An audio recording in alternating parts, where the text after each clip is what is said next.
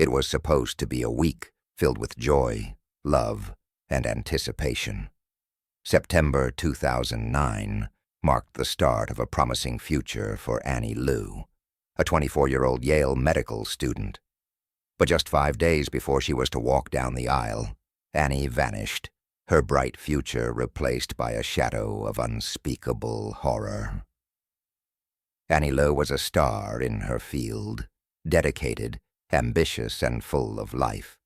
A student in pharmacology, she spent long hours in the Yale laboratory, often working in the basement where high-tech research equipment was stored. It was here, in a place of learning and discovery, that the nightmare began. On September 8th, Annie was last seen entering the Yale lab building. Security footage showed her swiping her ID card at the entrance, her smile faint but noticeable. She was dressed in her lab coat, carrying what seemed to be a normal day's workload, but that was the last anyone would see her alive. When Annie didn't return home that evening, alarm bells began to ring. Calls went unanswered, and her fiancé, along with her friends, grew increasingly concerned. By the following morning, police were called, and a search began. The building was locked down, but days passed, and there was still no sign of Annie. On September 13th, the day Annie was supposed to marry the love of her life, investigators made a grisly discovery.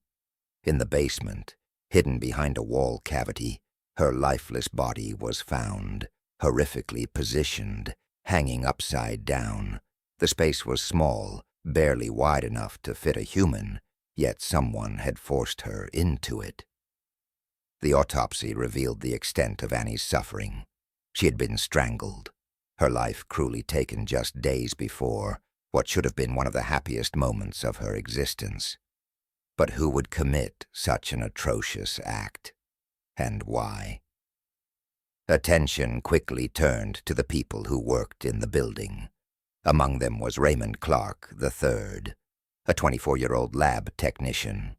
Initially overlooked, suspicion grew as investigators noted his behavior during questioning, nervous, evasive, and unwilling to cooperate. A deeper dive into his background revealed a history of controlling behavior and obsessive tendencies. DNA evidence sealed his fate. Traces of Clark's DNA were found on Annie's clothing, and her blood was discovered on cleaning supplies he had attempted to hide.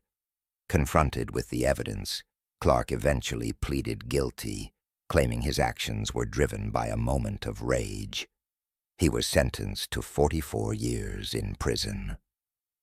Annie Lou's death sent shockwaves through the Yale community and beyond. She was more than a victim. She was a daughter, a friend, a brilliant mind destined for greatness. Her life, full of promise, was extinguished by an act of senseless violence. In the years since her passing, her family and friends have worked tirelessly to honor her memory, ensuring her story is never forgotten.